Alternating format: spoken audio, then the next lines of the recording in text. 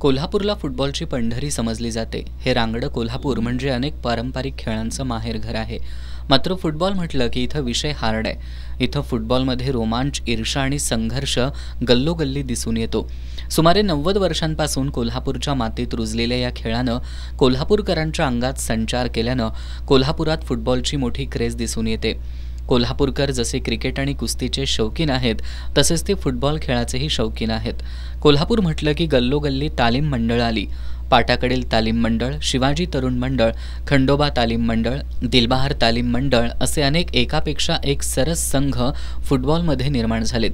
या संघामधील काटा लढत बघायला कोल्हापुरातील फुटबॉलप्रेमी कायम उत्सुक असतात। रविवारी पाटाकडील तालीम मंडळ आणि शिवाजी तरुण मंडळ या संघातील KSA वरिष्ठ लीगमधील अंतिम लढत पाहायला कोल्हापुरातील हजारो फुटबॉलप्रेमींनी छत्रपती शाहू स्टेडियमवर अलोट गर्दी केली होती। अख्खं स्टेडियम फुटबॉलप्रेमींनी खचाखच भरलं होतं। महिला वर्गाची देखील मोठी गर्दी दिसून आली।